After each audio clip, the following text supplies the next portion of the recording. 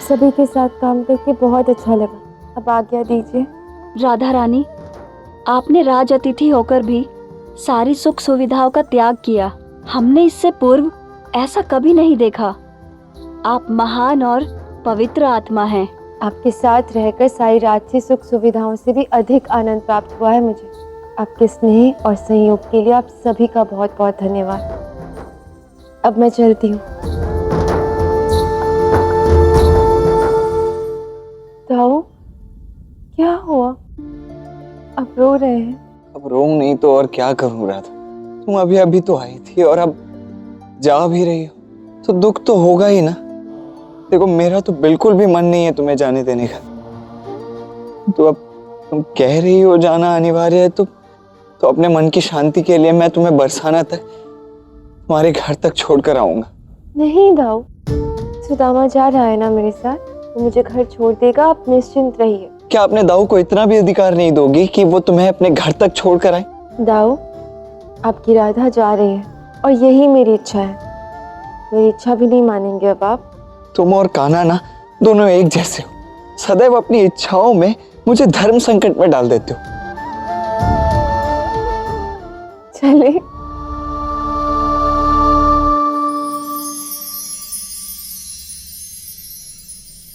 कान्हा ने तो दक्षिणा में सबसे अधिक दिया है। मुझे प्रतीत होता है अब जीवन भर धन की समस्या नहीं होगी।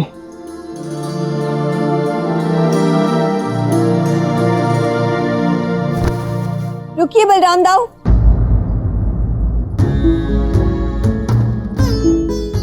राधा का सामान बाहर निकालिए। राधा, मैं तुम्हें नहीं जाने दूंगी चाहे कुछ भी हो जाए। नहीं रुक्मिणी, मुझे मत रोको। देखो मेरे जाने का समय हो गया है। राधा, ऐसे कैसे? अनजाने में मैंने तुम्हारे साथ उचित व्यवहार नहीं किया, किंतु अब जब मुझे सब कुछ समझ आ गया है तो मेरी इच्छा है कि तुम यहाँ और कुछ दिन रुको। राधा, मैं अपनी भूल का प्रायश्चित करना चाहती हूँ। रुक्मिणी, पहली बात तो ये है कि तुमने कोई अनुचित व्यवहार नहीं किया है मेरे साथ, और दूसरी बात ये कि मैं बरसाना ही तो जा रही हूँ। तुम्हारा जब मन करे मुझे बुला लेना, मैं आ जाऊंगी। देखो कुछ ही दिनों में होली भी आने वाली है, होली तक तो रुक जाओ। हाँ राधा, रुक्मिणी का ये विचार अति उत्तम है। तुम्हें होली तक तो रुकना ही होगा। दाऊ, रुक्मिणी, यदि कृष्ण यहाँ होता ना तो वो मेरा पक्ष लेकर आप दोनों को समझा देता, किंतु वो तो मुझे विदा करने भी नहीं आया। क्यों नहीं आया?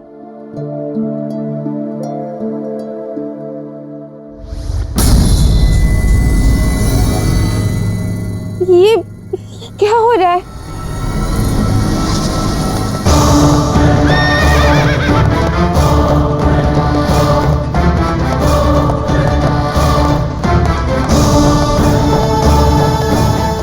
ओम सूर्य देवाय नमः।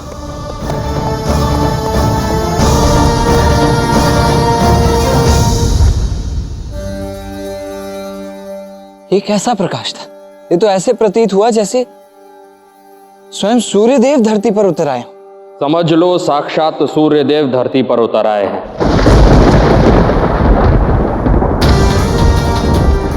तो क्या सत्य में सूर्यदेव धरती पर आ गए हैं? प्रतीत तो ऐसा ही हो रहा है।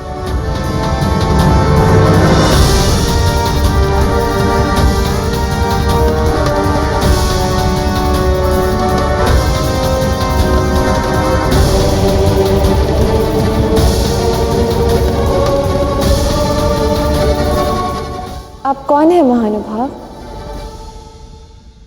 द्वारकाधीश से बढ़कर इस संसार में कोई दूसरा नहीं, और पूरी सृष्टि में द्वारका से अधिक संपन्न और सुंदर कोई नगर नहीं।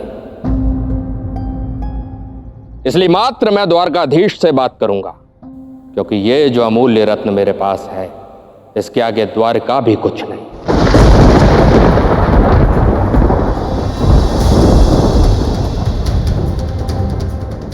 मुझे तो ऐसा प्रतीत नहीं होता, किंतु आपने इस बहुमूल्य रत्न का परिचय दिया है, इसलिए आपको द्वारकाधीश से मिलने से रोकना अनुचित होगा।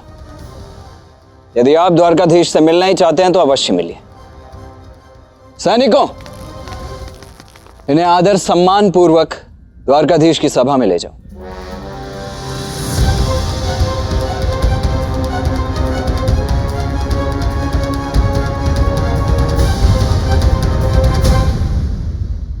राधा, हम चले? द्वारका पर एक बहुत बड़ा संकट आने वाला है राधा। ऐसा संकट जो कदाचित पुनः कभी नहीं आएगा। मुझे तुम्हारी सहायता की आवश्यकता है। अवश्य ही कृष्ण इसी व्यक्ति के विषय में बात कर रहा होगा। ये व्यक्ति तो अद्भुत शक्ति का धनी है, अर्थात संकट बड़ा ही लाएगा। कृष्ण को मेरी सहायता की आवश्यकता होगी, अन्यथा वो मुझे बोलता ही नहीं। रुक जाओ ना राधा, मत जाओ। ठीक है रुक्मिणी, मैं नहीं जाऊंगी। सच? तुम होली तक रुकोगी ना? सुदामा, अब तो बरसाना तक की यात्रा तुम्हें अकेले ही संपन्न करनी होगी। राधा, रुक्मिणी भाभी, अब मैं चलता हूँ। संभल कर यात्रा पूर्ण करना, ठीक है सुदामा?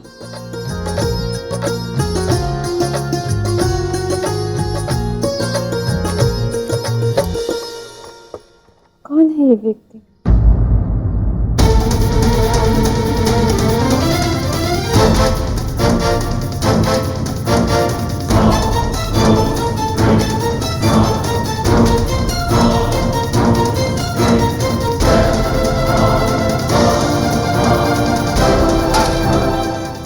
आइए महाशय, आसन ग्रहण कीजिए।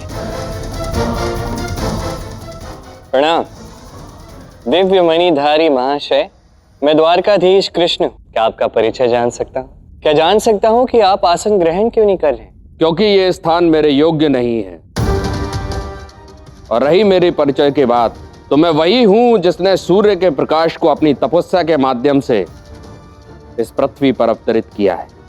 और मैं उनके जैसा ही तेजस्वी क्षत्रिय राजा सत्राजित हूं।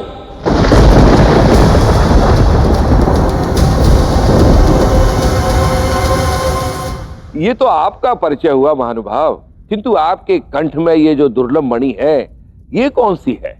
इसे स्यमंतक मणि कहते हैं। इसे प्राप्त करने के लिए मैंने अपने आराध्य पूज्य सूर्योदय भगवान की कठोरतम तपस्या करी है। एक से एक विषम परिस्थितियां आई, अनेक कष्ट सहे, किंतु अपनी पराजय कभी स्वीकार नहीं करी। और इसी से प्रसन्न होकर मेरे सूर्यदेव ने स्वयं प्रकट होकर मुझे ये मणि प्रदान करी। यह मणि अनंत प्रकाश फैला सकती है। इससे मैं जब चाहूं, जितना चाहूं, स्वर्ण भंडार निर्मित कर सकता हूं। ओम सूर्य देवाय नमः।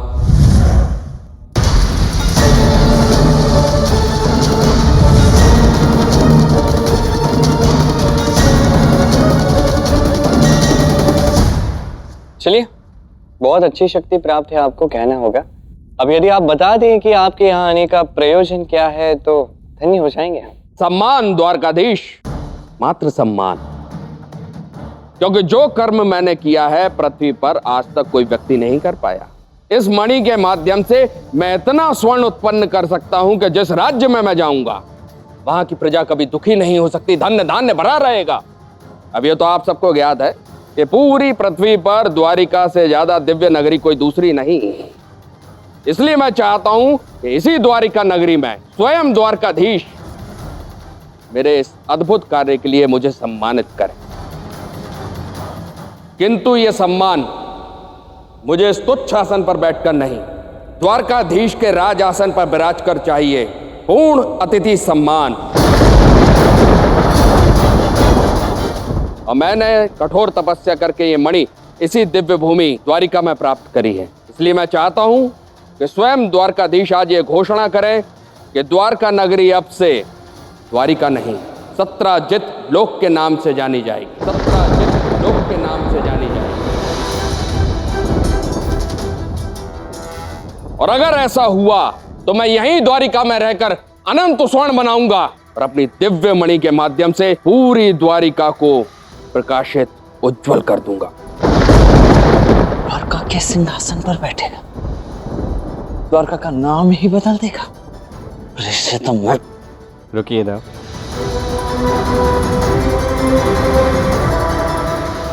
तो महाशय आपको सम्मान के रूप में ये आसन पाना चाहते हैं, किंतु ये स्थान, ये आसन केवल उसी को प्राप्त हो सकता है जो प्रजा के मन में राजा है। इसे प्राप्त करने का मार्ग शक्ति नहीं अपितु प्रेम है।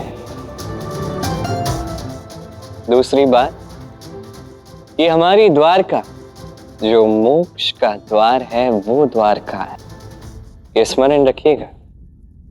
तीसरी बात, हम सभी मानते हैं आपका ये मणि ये पवित्र है, ये दिव्य है, किंतु मोक्ष का द्वार नहीं, ये बस धन का आधार है। ये धन आपको मोक्ष की ओर नहीं ले जाता। ये द्वारका का नाम बदलकर आपका नाम रखना सत्राजीत लोक, क्षमा कीजिएगा, ये भी संभव नहीं। अपमानित कर रहे हो कृष्ण तुम मुझे। मैं तो सत्य कह रहा था, और कब से सत्य कहना अपमान हो गया?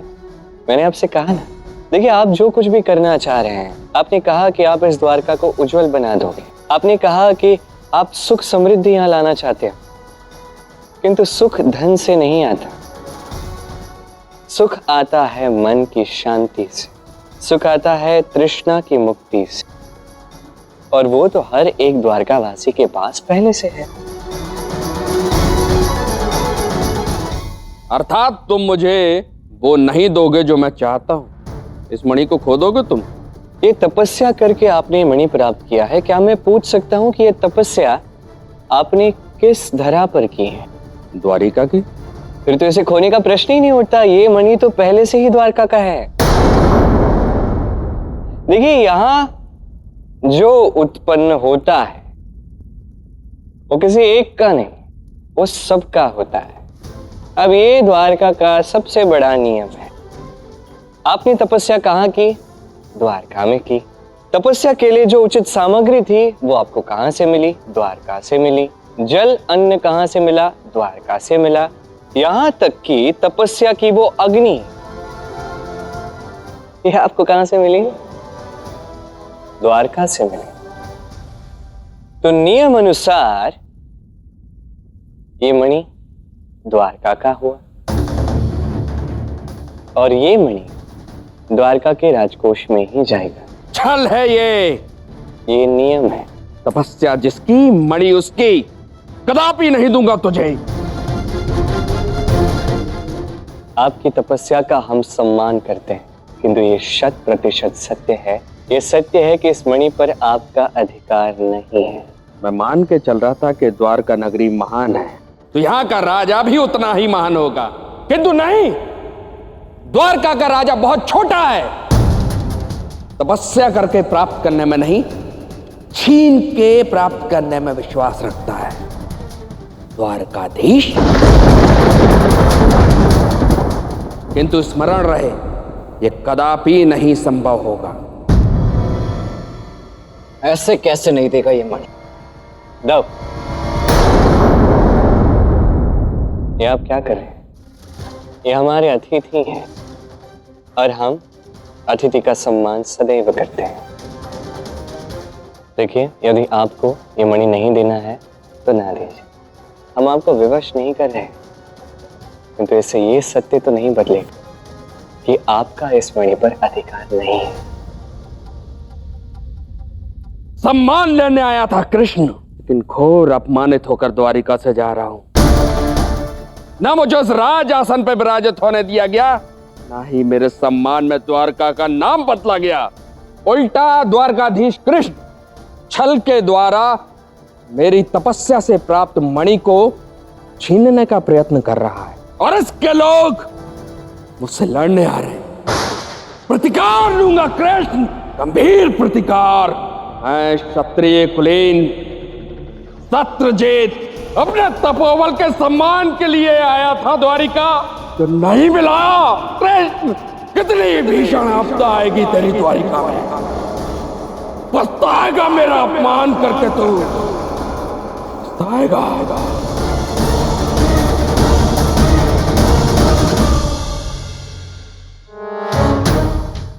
ओम सूर्य देवाय नमः।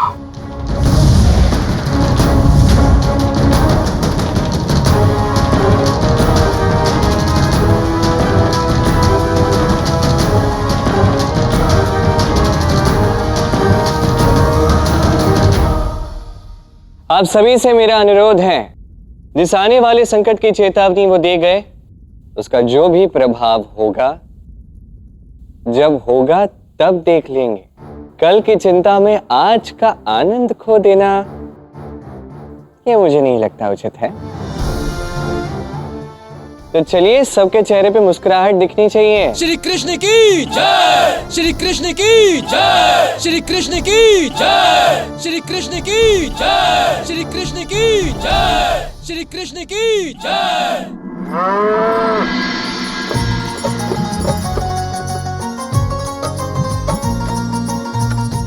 धनिक देखो तो, कान्हा ने मुझे दक्षिणा में क्या दिया है।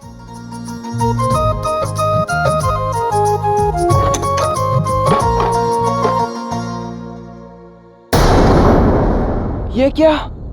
ये तो कान्हा की पगड़ी है। कान्हा की प्रिय खीर, इसमें कोई अमूल्य धन नहीं।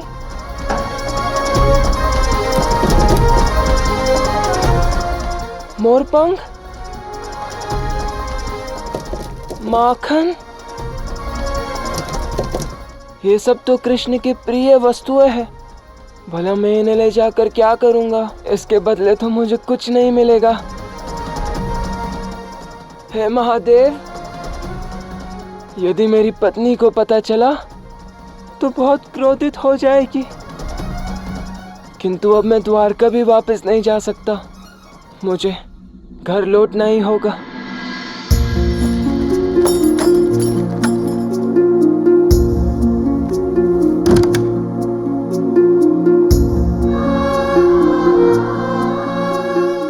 आप आ गए? कितना समय लगा दिया? महाशिवरात्रि की पूजा करके आया हूँ, इसलिए कुछ समय लग गया। अर्थात आपको वहाँ कुछ काम तो मिला? हाँ, वो मेरे मित्र ने मुझे महापंडित बनाया था। फिर तो उन्होंने आपको बहुत बड़ी दक्षिणा दी होगी। देखो तो क्या दिया है।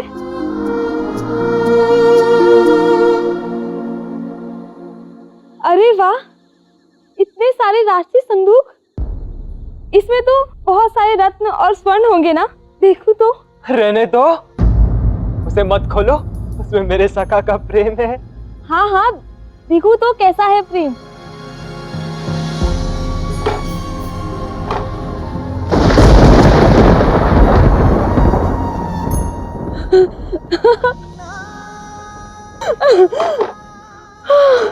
हे महादेव, कैसे खीर और मोर पंख देखकर सुध बुध खो बैठी है बेचारी। इतने स्वर्ण दिव्य रत्न दिए आपके मित्र ने। आप एक बार आके यहाँ देखिए ना।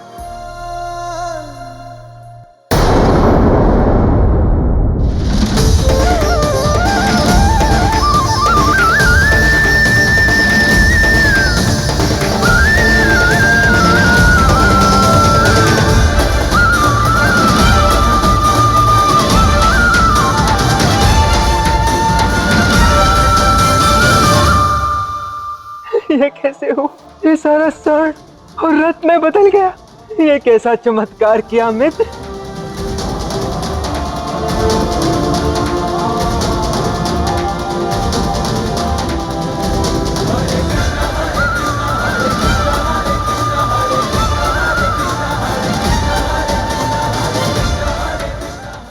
हमारा घर कुटिया से महल में बदल गया। इतना बड़ा घर। कितनी गलत थी मैंने आपके साथ कितना बुरा व्यवहार किया। यहाँ तक कि आपके मित्र कृष्ण को भी अपशब्द कहे। किंतु अब मैं समझ गई हूँ कि जितना प्रेम आप कृष्ण से करते हैं, उतना ही वो भी आपसे करते हैं। तभी तो उन्होंने अपने लिए द्वारका और आपके लिए इस भव्य महल की रचना की, हमें सुख समृद्धि दी। मुझे गर्व है कि मैं कृष्ण सखा सुदामा की पत्नी हूँ। ये कान्हा के प्रेम के कारण सब कुछ हुआ है। कान्हा ने इस सखा के लिए क्या कुछ नहीं किया। जैसे हरि दुख हरते हैं, वैसे कान्हा ने मेरे सारे दुख हर लिए। कान्हा की सखा प्रेम की ये गाथा अनंत तक स्मरण रखी जाएगी। लोग इस प्रकार मित्रता का उदाहरण युगों युगों तक देंगे। अवश्य सुदामा, क्यों नहीं। मेरी बस यही इच्छा है कि इस गाथा से ये समस्त संसार मित्रता क्या है ये समझे। यदि एक मित्र कुछ चावल के दाने अर्थात अपना सर्वस्व दूसरे मित्र को देता है तो उसका सारा दुख हर लेना दूसरे मित्र का कर्तव्य है।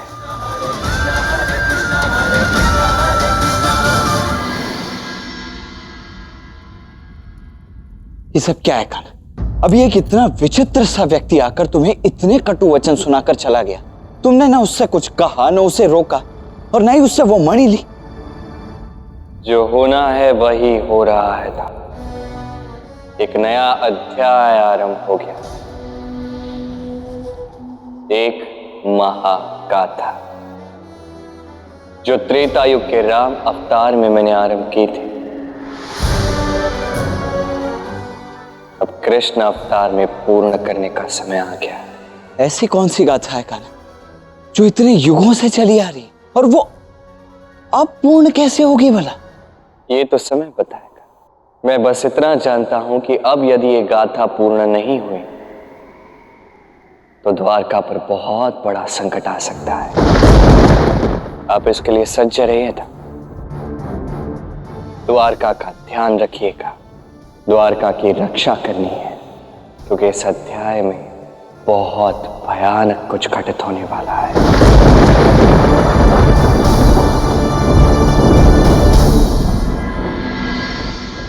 राधा, मुझे तो बहुत भय लग रहा है। उस सत्यराजित ने श्री कृष्ण और द्वारका के विषय में कितने कटु शब्द कहे, है ना? रुक्मणी, वो व्यक्ति अपनी मणि की शक्ति के मन में चूर है। अहंकार ने उसकी मति हर ली है। वो अपना और दूसरों का अहित ही चाहेगा। किंतु राधा, ऐसे संकट में हमें क्या करना चाहिए? हमें एक होना होगा, कृष्ण पर विश्वास रखना होगा। मुझे पूर्ण विश्वास है कि कृष्ण इस समस्या का कोई ना कोई समाधान अवश्य निकालेगा। तब तक हम सबको एक होकर इस संकट का सामना करने हेतु सज्ज रहना होगा।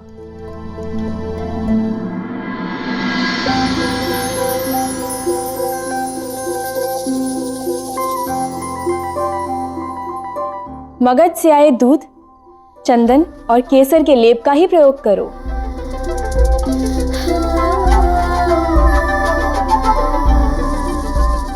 हस्ती दंतों की नहीं, नीलगिरी की कोमल लकड़ी से बने कंघे से ही संवारना केश मेरे।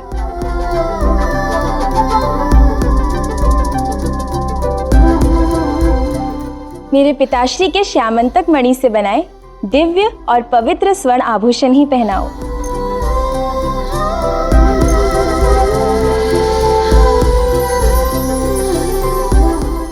सत्यभामा, आप अपने श्रृंगार को लेकर इतनी सचेत और सावधान क्यों रहती हैं? मेरे पिताश्री कहते हैं कि मैं अत्यधिक सुंदर हूँ और मैं अपना श्रृंगार सर्वोचित रखकर उनकी इसी बात का सम्मान करती हूँ। और देखो ना, अगर आप सुंदर हो और श्रृंगार सर्वोचित है तो हमें भी अच्छा लगता है और हमें देखने वाला भी हर्ष अनुभव करता है। उचित कहा पुत्री। तुम्हें देख के अत्यंत हर्ष अनुभव कर रहा हूं सत्यभामा।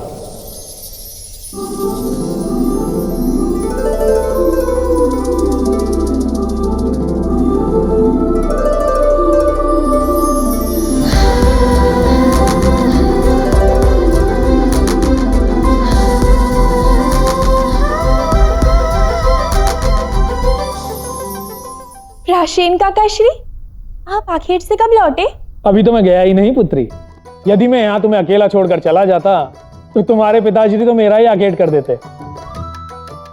उनके आने के बाद ही मैं जाऊंगा। बिल्कुल सत्य कहा आपने। पिताश्री को दिन भर मेरी चिंता लगी रहती है, किंतु ऐसा क्यों? भला मुझे क्या हो सकता है? अच्छा बताओ पुत्री, तुम्हारा नाम क्या है? राजा सत्यराजित की पुत्री सत्यभामा। सही कहा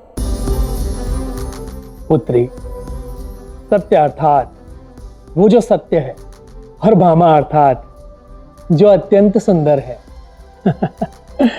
और हमारी इस नगरी में तुमसे अधिक सुंदर कोई और है ही नहीं। इसीलिए इस सत्य को ध्यान में रखते हुए ही तुम्हारे पिताश्री ने तुम्हारा नाम सत्यभामा रखा था। केवल इस नगरी में ही क्यों? मुझे तो लगा था मैं इस पूरे संसार में सबसे सुंदर हूँ। बिल्कुल पुत्री, मेरे कहने का तात्पर्य भी वही था। अभी तो ये केवल मैं कह रहा हूँ, देखना एक दिन सारा संसार यही कहेगा। किंतु काकाश्री, पिताश्री अभी तक क्यों नहीं आए? द्वारकाधीश श्री कृष्ण से मिलने जो गए हैं, बस लौटते ही होंगे।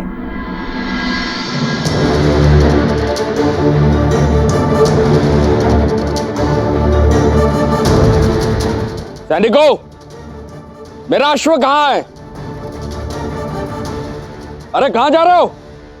घर जाना है मुझे। अश्व कहाँ है मेरा? तुम्हारा अश्व मैंने लिया है।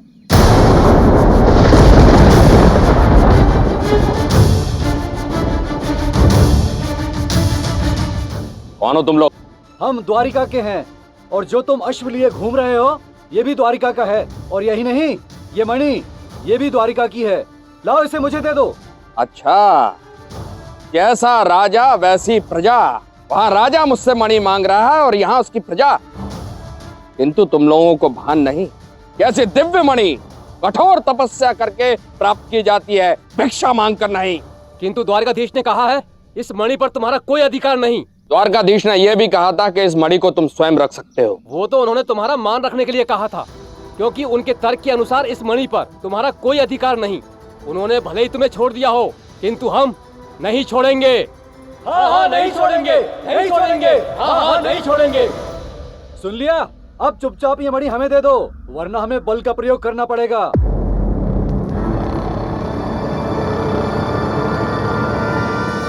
अरे पकड़ो उसे, भागा वो, पकड़ो।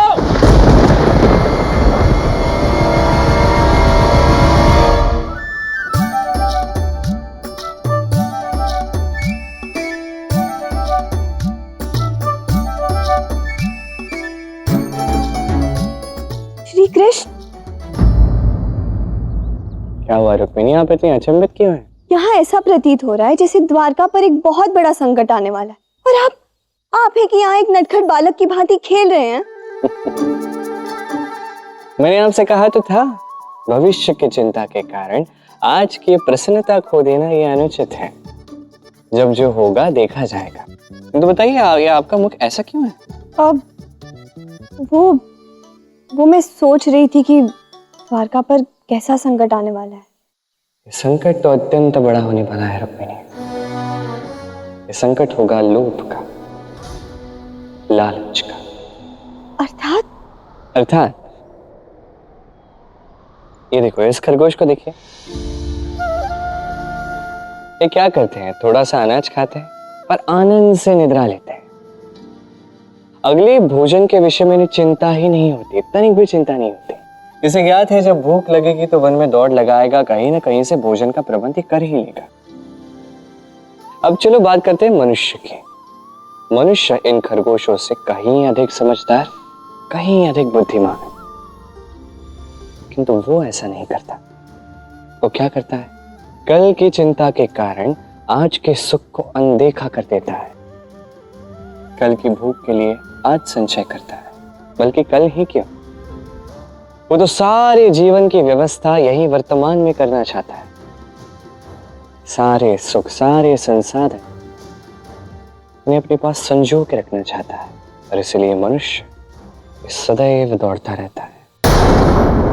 रुक्मिणी, यही है लोभ, यही है लालच, और यही अच्छे से अच्छे मनुष्य को अनैतिकता और अधर्म के पथ पर अग्रसर कर देता है। ये तो बहुत भयंकर संकट प्रतीत हो रहा है। इसका क्या समाधान है श्री कृष्ण? इसका एक ही समाधान है, व्यक्ति को लोभ और लालच की बुराई को समझना होगा, और कोई विकल्प नहीं। आप चिंता मत कीजिए, अब कहिए ना जो कहने आई थी आप। आपको कैसे पता? अब आप मेरी सखी हो, आपके मन की बात मैं नहीं समझूंगा तो कौन समझेगा। मैंने कुछ बहुत ही अच्छा प्रबंध किया है आपके लिए। मेरे लिए प्रबंध किया है? क्या प्रबंध किया? मेरा प्रबंध बताने का नहीं, दिखाने का है। इसलिए जब दासी आपको बुलाने आए ना, तो आप बस तुरंत आ जाइएगा। हो ऐसा क्या प्रबंध है, बताइए। वो आप स्वयं देख लेना।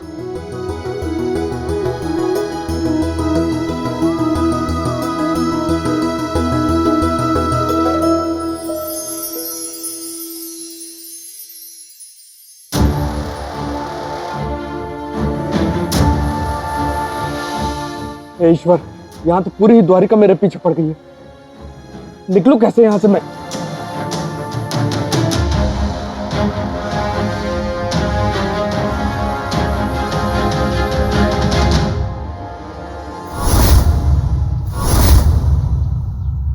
देखो तुम बच नहीं पाओगे। चुपचाप ये मणि हमें दे दो, अन्यथा छीन लेंगे। मैंने सुना था कि द्वारिका में चोरी और लूट नहीं होती। क्या यही है तुम लोगों की नैतिकता?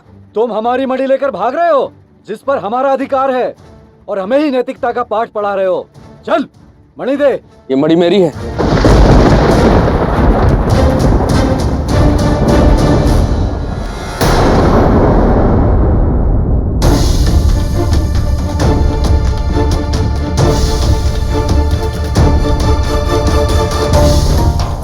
क्या कर रहे हो तुम सब? ये इतने सारे लोग मिलकर एक व्यक्ति से उसकी मणि छीनने का प्रयास कर रहे हो।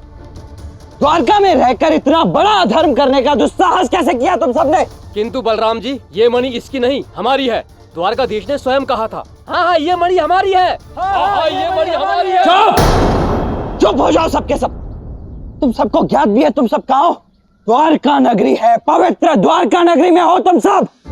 यहाँ किसी सुख की किसी को कोई कमी नहीं है कोई कमी कहो? और तुम सबने यहाँ द्वारका में रहकर ऐसा कुकृत्य किया है। क्यों द्वारका का नाम कलंकित कर रहे हो तुम सब? तुम सब अभी के अभी इसी क्षण यहां से निकल जाओ।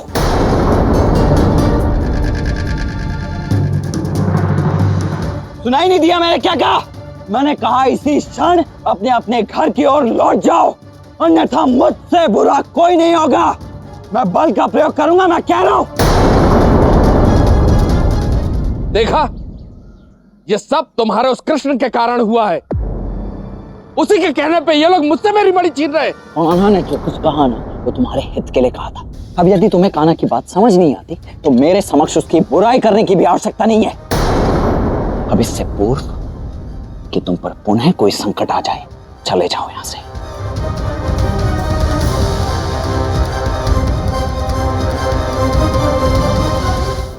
द्वारका जैसे सुखी और समृद्ध नगर में अचानक ये लोभ कहां से आ गया? ये सब हो क्या रहा है?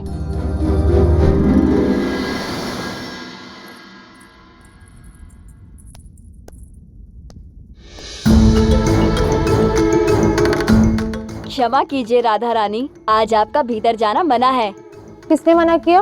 वो हम नहीं बता सकते आपको। ये क्या बात हुई भला? हम क्या करें, हम तो दासियां हैं, हमें आज्ञा का पालन करना होगा ना। ये क्या कर रही हो? चलो हटो। ठीक है, हो ना हो ये कृष्ण की शरारत है। बहुत डांटूंगी उसे, मिलने तो दो। श्री कृष्ण, आपको रानी रुक्मणी की ओर से बुलावा आया है।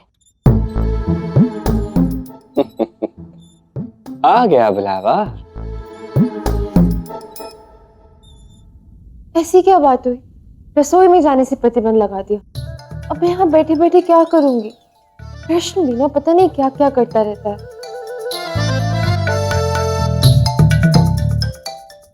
राधा रानी, आपका रसोई से बुलावा आया है। हाँ, अभी कुछ क्षण पूर्व तो तुम मुझे रसोई में जाने से रोक रही थी, और अब कह रही हो बुलावा आया है। किंतु बुलावा किसने? मिलने दो उस कृष्ण को, उससे तो ऐसा पाठ पढ़ाऊंगी कि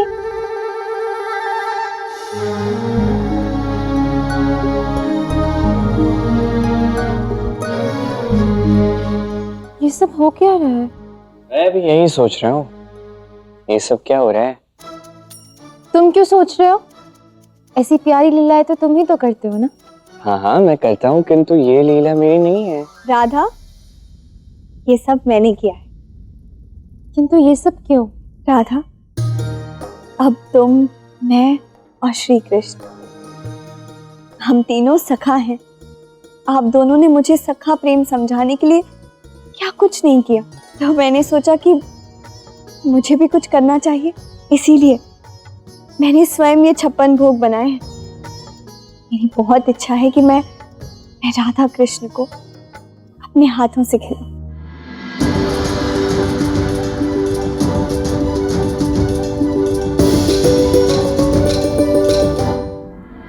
रुक्मिणी, ये तो बहुत ही अच्छा विचार है, किंतु तुम जानती हो ना कि मैं ये 56 भोग, ये राजसी ठाट, ये सब मैं नहीं भोग सकती। किंतु इसमें तो कुछ राजसी है ही नहीं। ये सब कुछ रसोई में हो रहा है, महल में नहीं। और रही 56 भोग की बात, तो क्या केवल राजसी लोग ही 56 भोग ग्रहण कर सकते हैं? ये सब कुछ एक सखी ने दूसरी सखी के लिए किया है। हाँ, वैसे रुक्मिणी तो सत्य कह रही है। देखो राधा, ये भोजन ये रानी रुक्मिणी ने नहीं, ये सखी रुक्मिणी ने बनाया है। क्या मैंने उचित कहा? ये जो भोजन है ये राजमहल में नहीं, ये राधा के स्थान पर बनाया है। क्या मैंने उचित कहा? तो उसके अनुसार तो ये राजभोज नहीं, ये सखा भोज है, जिसे आप ग्रहण कर सकती है राधा रानी।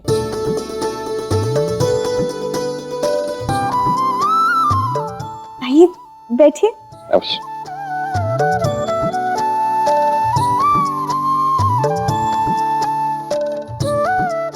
आराम कीजिए।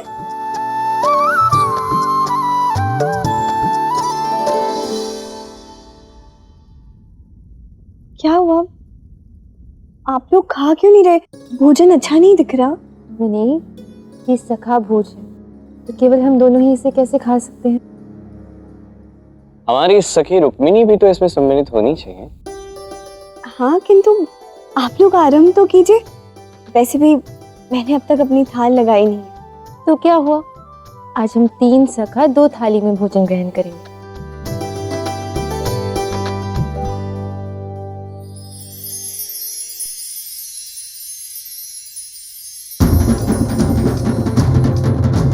सबसे बड़ा है प्रेम जगत में, प्रेम सा ना कुछ दूजा। प्रेम स्वयं ईश्वर का रूप है, प्रेम ही सच्ची पूजा।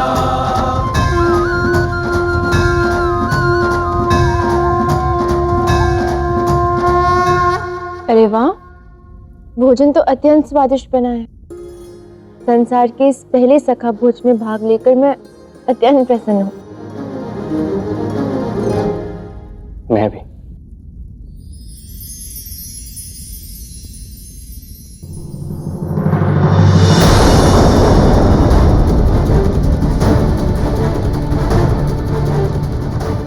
पिताश्री, आपकी ये दशा कैसे हुई?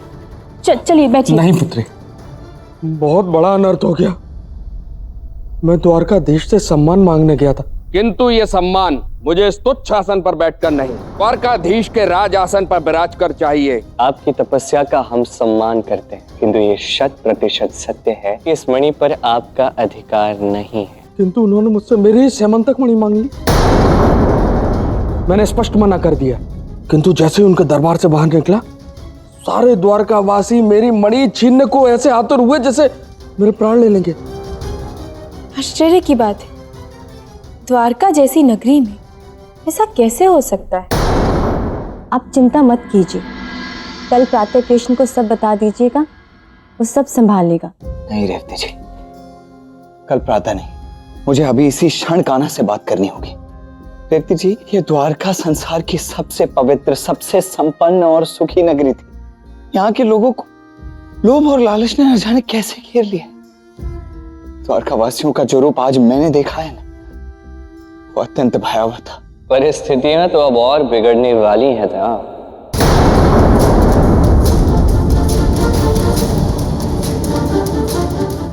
किंतु इससे बुरा अब और क्या होगा कान्हा, कि यहाँ के लोग अपनी सुख और संपन्नता को भूलकर लोभ में आकर उस मणि के पीछे पड़ जाएं। मैं बस इतना कहूंगा, आने वाला कठिन समय अब आरंभ हो चुका है। स्थान कोई भी हो पुत्री, लोगों का व्यक्तित्व समान ही होता है, और जिस कठोरतम तप के साथ मैंने ये मणि प्राप्त की है, मैं इसे किसी लोभ की बलि नहीं चढ़ने दे सकता। कदापि नहीं। किंतु पिताश्री, यदि समस्त द्वारकावासी हमारे पीछे हैं तो हम सुरक्षित कैसे होंगे? इसका भान तो मुझे भी नहीं है, किंतु अपने प्राणों से प्रिय इस मणि को उन्हें किसी भी हालत में मैं नहीं दूंगा।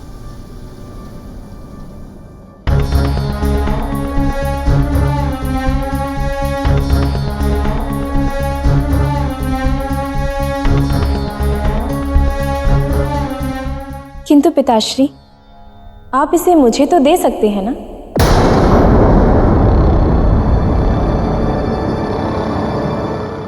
अर्थात? पिताश्री, आप स्वयं कहते हैं ना, इस पूरे विश्व में सबसे सुंदर मैं ही हूं। तो पिताश्री, आप मेरा और श्री कृष्ण का विवाह करवा दीजिए।